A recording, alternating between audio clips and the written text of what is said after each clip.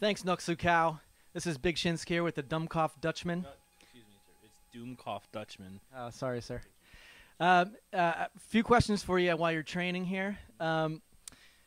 First, right off the bat, how you doing today? I'm a little hungry, but other than that, I'm pretty good. All right. And can you tell us, have you ever competed in any kind of food eating competition before? Well, I feel like every day is a competition for me to eat as much as I can. But recently, I tried the Roosevelt Challenge. Came up a little shy, but I think that's due to the amount of beers I was drinking at the time. Plus, they have a side of gravy fries that they have to add on to that. Now, can you just walk us through the Roosevelt there for a second? You bring up a good point there. What exactly is included in that? From what I recall, it's 2 or 3 half-pound burgers, 2 pork rolls, 2 fried eggs, 3 buns, 4 slices of cheese. I think that's pretty much it. Lettuce and all that stuff that's supposed to be good for you. And what was the deciding factor that made you not be able to go on? Was it the pork roll or was it the vegetables? What was the? Well, I think that my body's not used to vegetables in the first place. I shy away from them as much as I can.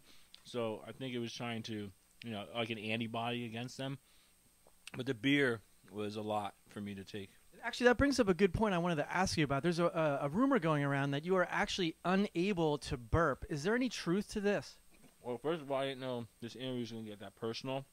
That was something that is between me and the doctor. But if you have to know, there is a genetic thing in my family that we can't burp. My brother has the same issue. I just can't drip. I make like a pterodactyl-like sound instead of. Can you try to do it now and show us what that's? No. Okay. I don't mean to get so personal, but the fans want to know. I know, but there's some lines that you shouldn't cross. You're right. I'm sorry. Do you have a beverage of choice for this competition? How are you going to attack that?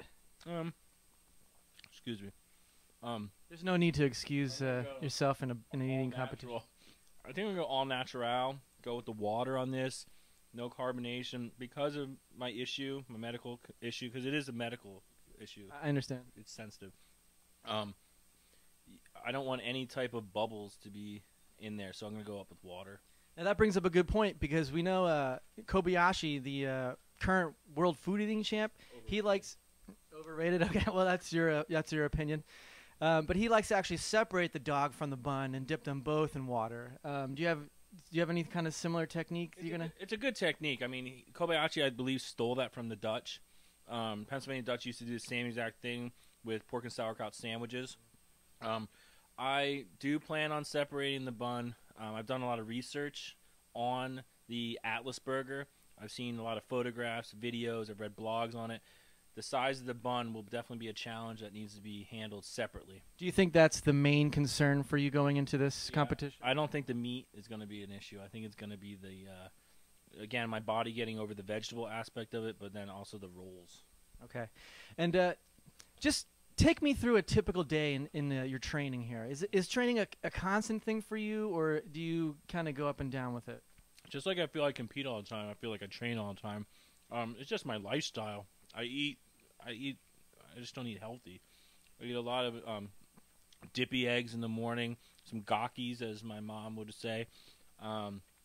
Lunchtime, a couple sandwiches at a time, and dinner time I go all out with a lot of carb loading, protein. Yeah, I mean, it's like my wife gets a quarter of the meal, I get the rest of the casserole dish. Well, at least that'll keep her skinny. Okay. So tell us a little bit about your competition. Now we have Man-Wall and Big Disgusting you're up against. Now they are, I would say, combined weight probably a little more than you and the... Yeah, that's what... Oh, I see. Okay, that's the pterodactyl noise. Okay, so you are lacking a little bit in the total weight, I would say, team-wise. Do you feel like that's any kind of hindrance? And what do you think about your competition? Again, competition's overrated. We're talking about I look at our team as more of an international team. We're talking about 2 of the biggest eating cultures out there, Italians and Pennsylvania Dutch. Spicy Meatball grew up on eating pounds and pounds of pasta all the time. I grew up eating very rich foods, the gakis, the mashed potatoes, roast beef. You know, so I don't think they've come up against that type of eating when they were growing up. That actually brings me to my next question. We did see that a leaked video actually made it online with you kind of talking a little bit of trash, I would say, against Big Disgusting in general, but I would assume that would go to both team members there. Yeah, I mean, rightfully so. I mean, I've known Big Disgusting for a long time, and I don't really think his name even fits him anymore. He used to be really disgusting. He would eat a lot. He was a chubby kid. But now he decided to work out, eat healthy. I mean, the guy has a blog on the internet where he talks about the gourmet food he eats and makes at home, going to Whole Foods, buying all this organic bullshit. You can't train for a competition eating tofu and egg beaters. I mean, I'm eating extra large grade A eggs every morning, dippy. He's eating egg beaters. It's no competition. His stomach won't handle it. Good point.